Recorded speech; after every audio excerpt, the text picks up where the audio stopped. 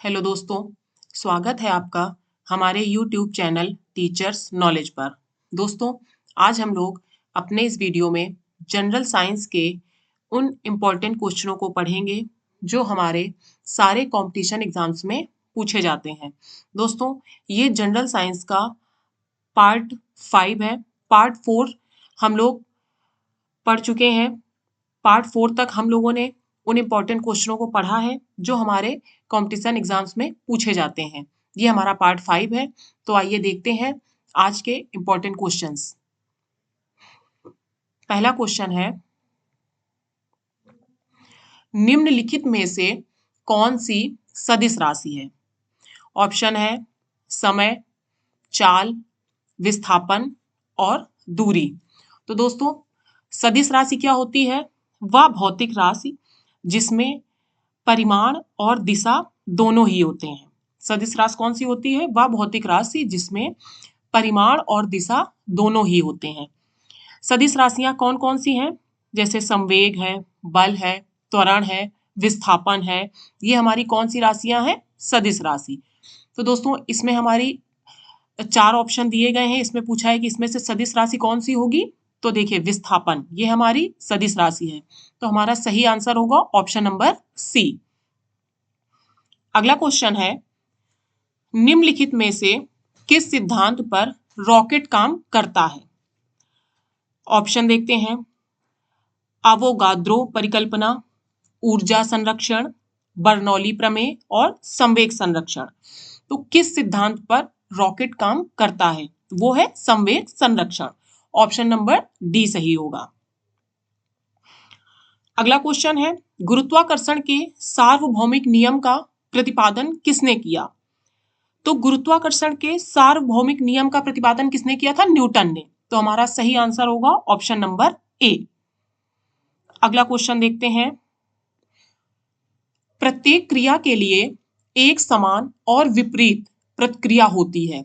यह नियम किसने दिया था? तो देखिए दोस्तों, प्रत्येक क्रिया के लिए एक समान और विपरीत प्रतिक्रिया होती है। यह नियम भी हमारा किसने दिया था? न्यूटन ने। तो इसमें भी सही आंसर होगा ऑप्शन नंबर ए, न्यूटन। अगला क्वेश्चन है, निम्नलिखित में से कौन सा पदार्थ पृथ्वी पर प्राकृतिक रूप से पाया जाने वाला सबसे कठोर पदार्थ है? इन सब में कौन सा पदार्थ है जो प्राकृतिक रूप से पाए जाने वाला सबसे कठोर पदार्थ है? तो कौन सा है हमारा? हीरा। हीरा क्या है हमारा? हीरा जो है दोस्तों, ये हमारा कार्बन का एक अपरूप है और ये एक अधातु है और यही हमारा प्राकृतिक रूप में पाए जाने वाला सबसे कठोर पदार्थ है। तो इसमें सही आंसर होगा ऑप्शन नंबर डी, हीरा। ध्यान रखिएगा, हीरा हमारा कार्बन का एक अपरूप होता है और यह एक अधातु है। अगला देखते हैं, निम्नलिखित में से जल से हल्का होता है। तो दोस्तों, जल से हल्का ऑप्शन क्या है? एल्यूमिनियम, सोडियम, मैग्नीशियम और मैग्नीज। तो देखिए दोस्तों, जल से हल्का क्या होता है? सोडियम। सोडियम का घनत्व कितना होता है? 0.97। यह हल्का होने के कारण जल में तैरने लगता है। तो जल से हल्का, यह हल्का होने के कारण जल में तैरता है और इसका घनत्व होता है 0.97। तो हमारा आंसर क्या सही होगा? Option number B, sodium.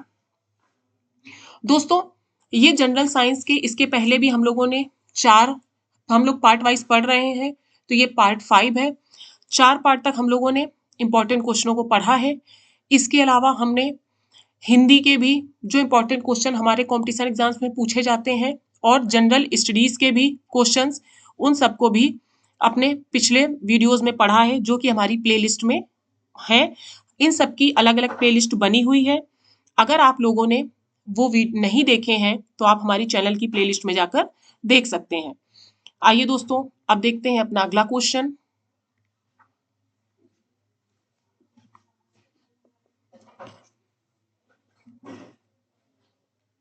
निम्नलिखित में से कौन सा कार्बन का अपरूप नहीं है?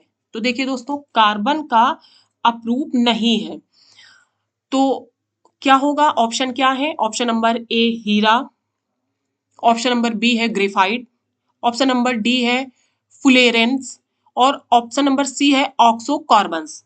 तो जो ये ऑक्सो कार्बन्स है यह एक अकार्बनिक यौगिक है, तो यह कार्बन का अपरूप नहीं है। तो हमारा सही आंसर होगा ऑप्शन नंबर सी। अब अगला क्वेश्चन देखते हैं।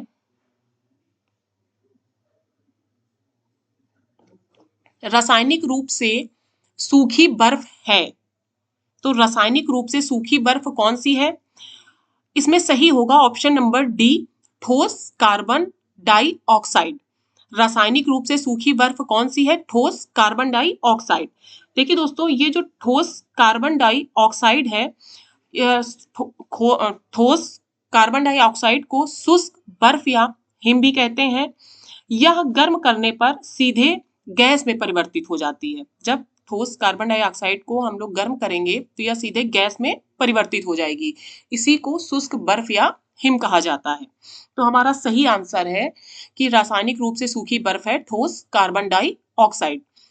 अगला क्वेश्चन है, कीटों के वैज्ञानिक अध्ययन को क्या कहते हैं? तो दोस्तों, कीटों के वैज्ञानिक अध्ययन को कहते हैं एंटोमोलॉजी। ऑप्शन नंबर बी इसमें सही होगा।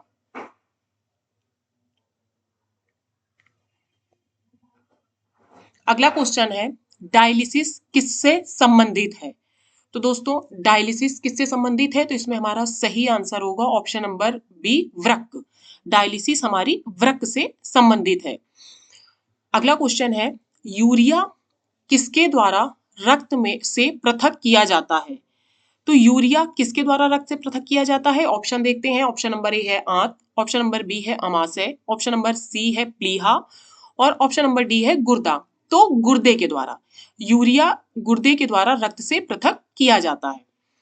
अगला क्वेश्चन है, मानव गुर्दे में बनने वाली पथरी प्रायः बनी होती है किसकी? कैल्शियम ऑक्सलेट की। मानव गुर्दे में बनने वाली पथरी प्रायः किसकी बनी होती है? ऑप्शन नंबर ए सही होगा, कैल्शियम ऑक्सलेट की। अगला क्वेश्चन देखते हैं,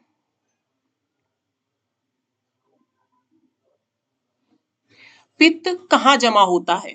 तो पित्त हमारा कहाँ जमा होता है? पित्ताशय में। तो हमारा इसमें सही आंसर होगा option number A. Vitamin C की कमी से कौन सा रोग होता है? तो दोस्तों, ये आप सब जानते हैं कि विटामिन सी की कमी से कौन सा रोग होता है? स्कर्वी। तो हमारा सही आंसर होगा ऑप्शन नंबर सी। अगला क्वेश्चन है, लार ग्रंथि में कौन सा एंजाइम स्रावित होता है? ऑप्शन देखते हैं। ऑप्शन नंबर ए है ट्रिप्सिन, बी है लाइपेज, सी है पेप्सिन और ऑप्शन नंबर डी है माइलेज। तो लार ग्रंथि से एमाइलेज एंजाइम स्रावित होता है। तो हमारा सही आंसर होगा ऑप्शन नंबर डी, एमाइलेज। अब अगला क्वेश्चन, एंजाइम क्या है? तो एंजाइम क्या है? एंजाइम एक प्रोटीन है। तो इसमें सही आंसर होगा ऑप्शन नंबर सी।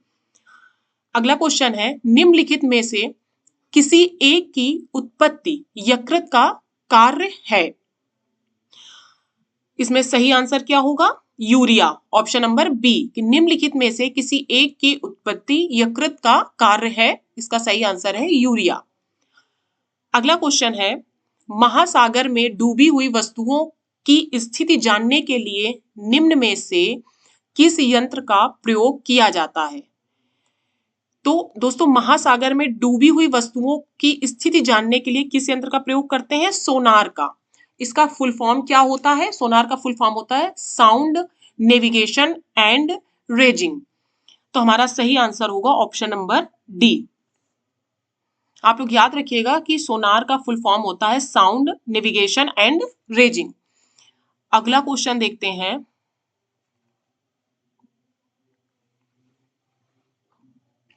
निम्नलिखित में से किसके लिए माध्यम आवश्यक नहीं है?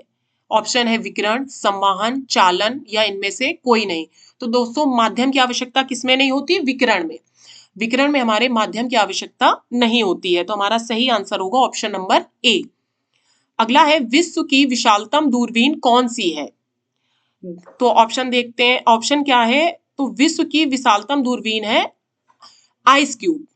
आइस क्यूब हमारी विश्व की विशालतम दूरबीन है, जो कब निर्मित की गई थी? 2010 में। आइस क्यूब 2010 में निर्मित की गई थी और यह विश्व की विशालतम दूरबीन है। तो हमारा सही आंसर है ऑप्शन नंबर बी। ध्यान रखिएगा कि आइस क्यूब को कब निर्मित किया गया था, 2010 में।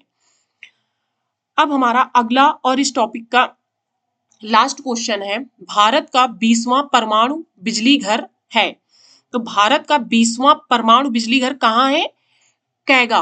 कैगा कहाँ? कर्नाटक में। तो इसमें सही आंसर होगा ऑप्शन नंबर ए, कैगा, कर्नाटक। दोस्तों ये जनरल साइंस के कुछ इंपॉर्टेंट क्वेश्चंस। दोस्तों हम लोग अपने वीडियो में इंपॉर्टेंट क्वेश्चनों को ही देखते हैं जो हमारे कंपटीशन एग्जाम्स में आते हैं। तो दोस्तों हम लोग थोड़े थोड़े क्वेश्चंस इसलिए हर वीडियो में देखते हैं कि अगर वीडियो बड़ा हो जाता है तो वो पढ़ने में बोरिंग होता है, छोटा वीडियो होता है तो हम लोग उसको अच्छे से मन लगाकर पढ़ सकते हैं। तो दोस्तों ये थे हमारे आज के इंपॉर्टेंट क्वेश्चन। आगे भी जनरल साइंस के, जनरल स्टडीज के, हिंदी के और सब्जेक्ट के हम लोग इंपॉर्टेंट क्वेश्चनों को और उससे रिलेटेड टॉपिक्स को भी अपने वीडियोस में कुछ को पढ़ चुके हैं और भी आगे पढ़ेंगे। दोस्तों अगर आप लोगों ने हमारे चैनल को सब्सक्राइब नहीं किया है तो इसे तुरंत सब्सक्राइब कर लीजिए और ज़्यादा से ज़्यादा शेयर कीजिए और लाइक करना तो बिल्कुल मत भूलिए। Thank you.